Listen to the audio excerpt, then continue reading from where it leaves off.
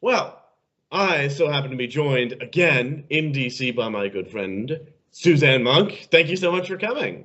Thanks for having me, Alex. Coming to your own living room or wherever you call it, your secret underground lair. So I've done two broadcasts with you. What the first one was on you, and then the second one was on our president. But now I want to talk about something for the audience, and that is, what are they supposed to be doing? Now that Trump is the president, the elections are coming up a year from now. What are people doing? I mean, they've got family, they've got businesses. What should people do in the context of this 2019 America that we have today? Well, I actually wrote a book called the MAGA Manual, the Trumpers 2018 Midterm Strategy Guide that I'm going to be updating for the 2020 election season. And it talks just exactly about this. It talks about steps that individuals can take. We're very busy people. We have a lot going on in our world. But what can that average person do to support the president, and not just support our president, but to support our country? Because I think the advice would be just as useful for Democrats on the other side of the aisle. There's some very important things that we need to start engaging in, because Americans have been very sleepy at the wheel. And that's one of the reasons we've gotten so far in debt. We've been so infused by the radical ideologies of communism and socialism. And we've seen such a decay in voter turnout over the years. People are fed up and they don't think they have a voice. And that is so untrue. One of the things that we need to be doing, and I think it's so important, is just register voters. And the first voter you should make sure you register is you. Register yourself. What can you do to engage the process? Register to vote. Step number one. It's very, very basic. But you as an individual can help register other voters. And in almost every single state across the country, an average citizen can go and pick up voter registrations. You can download a website, and you can help make sure that your neighbors are registered. It's something I call knock your block. Go and knock on your neighbors' doors. Make sure that they're registered to vote.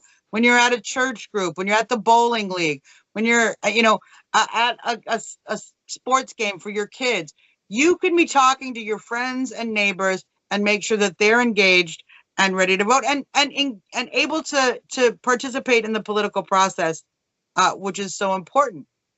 The other things that we need to do is we need to start getting active in the process of elections. And that may be from anywhere down to the school board, to the delegate process, getting involved with your party at the state level. And I say that both Republican and Democrat. I feel that the Democrats need to do this as well, because like we've seen on the Republican side, people have gone to sleep, and big money interests have come in and influenced the political process so much that it's taken the average citizen out of the process. And so only by going in and trying to be a delegate for your state, trying to hold a position on the board, or helping someone who is trying to do those things, do we actually become a government by, of, and for the people. The founders never intended us to run this country on autopilot. They fully expected an active civil community that was engaged in the process itself of electing people and governing, all the way from your county level all the way up to the federal level, as we see in the office of the president. Now, you talked a lot about the mechanisms, and that is really important. As a person who's worked on a campaign, that is super important to be involved in the mechanisms.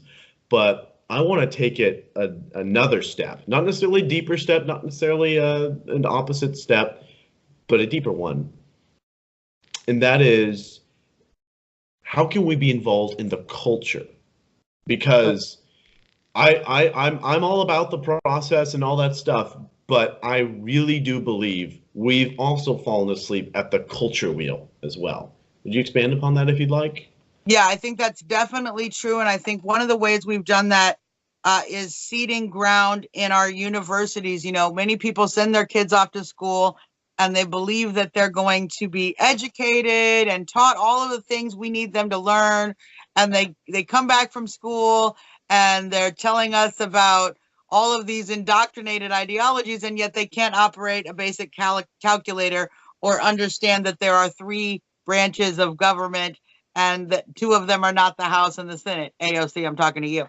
So we need to re-engage in the education process. Now, Alex, one thing I know about you, I don't know if your viewers know this, but you are homeschooled. And it's one of the great ways that people can actually re-engage our culture is teach your kids, get involved with the activities that your kids are doing, do things with your young people, but also go out and find the things that speak to you and support those things. So if there is music that you find supportive, and we've become a very politically divided country, but there's no reason why we can't support the things that we appreciate and love. And for example, we see the movie Unplanned just came out and did great at the box office reviews and in their box office tallies.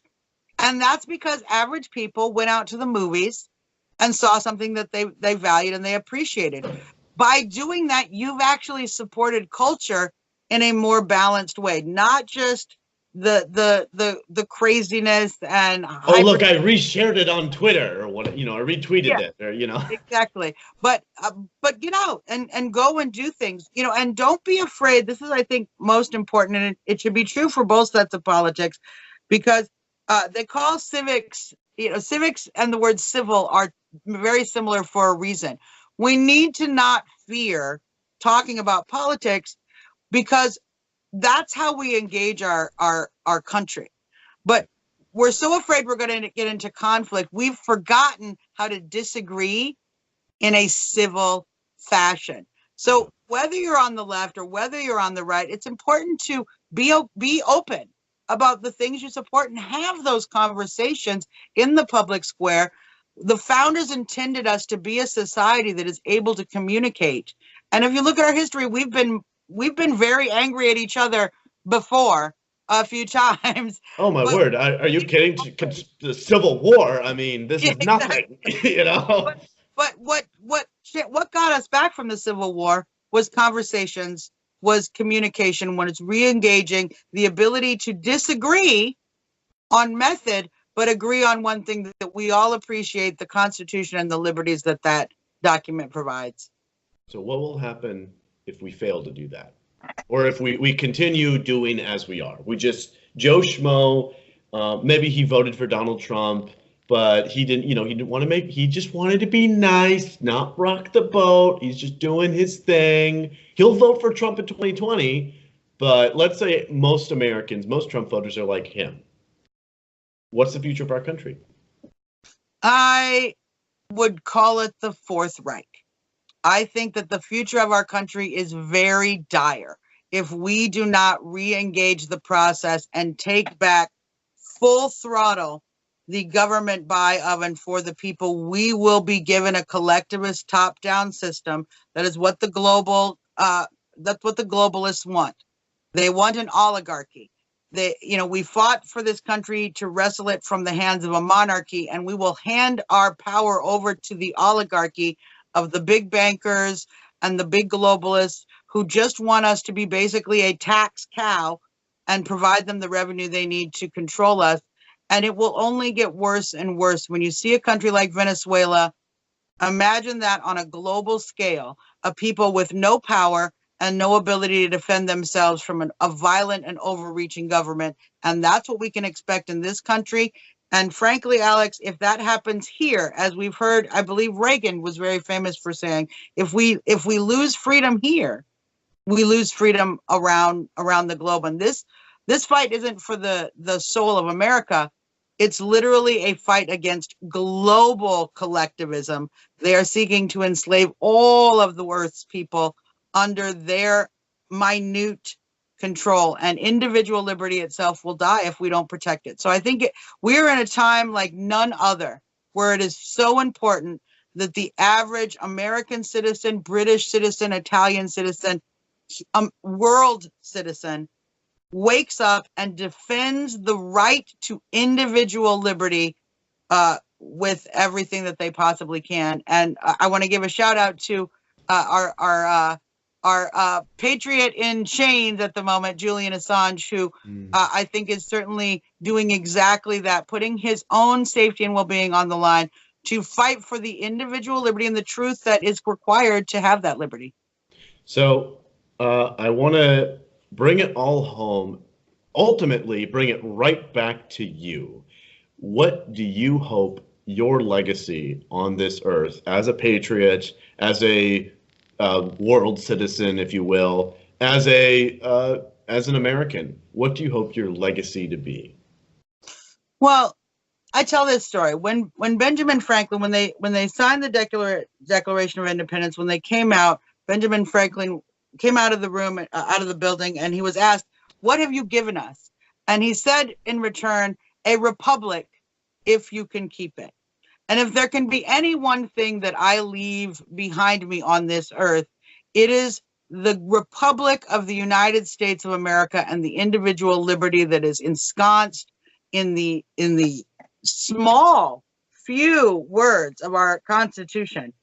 And with that, the ability of human beings, not just here in the United States, but everywhere, to experience personal freedom and all of the joy and opportunity that has. We have been a shining light on the hill for since our inception, and other countries have they strive to find that ability to be free, and we need to continue to retain that example. And frankly, as we do so, more and more people are finding the joy of freedom and the prosperity and happiness that liberty, individual liberty, can only provide. Well, Suzzanne, I have one more question, and it is probably the most serious one. Where on earth did you get that amazing nutcracker? It's gorgeous. This little guy right here? Yeah, where'd you get that? I made this guy. This is presidentnutcracker.com, Alex. Oh, really? One of the ways that I exercise individual liberty is through the process of capitalism and private property ownership and innovation in business. And when I realized 2 Christmases ago that there was no nutcracker inspired by the president, I made one for myself. And with my good girlfriend of mine actually invested with me. Mm-hmm. And we now have we ordered 1,000 of these. We've sold almost a quarter of those now. So we've made some little progress at that. But they are made, the base is made in Taiwan, but each one is hand detailed right here in this room that I'm sitting in right now. This is made in the USA, nuts. The hand haircut, hand face detailing, the speeches, the flags, all of these are little details that I personally do right here in this workshop. And you can own one of these at presidentnutcracker.com. Actually, you would be in very good company because Kellyanne Conway and even our First Lady Melania Trump, who has possession of President Nutcracker #1, own this nutcracker, not to mention many other great patriots around the country. So yeah, go check this little guy out. He's my little capitalist buddy. And as I always say, when the Democrats are nuts, you need a President Nutcracker. Everyone, that's Suzzanne Monk. Thank you so much for coming on my show. God bless you. God bless USA. And God bless President Nutcracker. And the actual president, too. Thank you, Alex. Take care.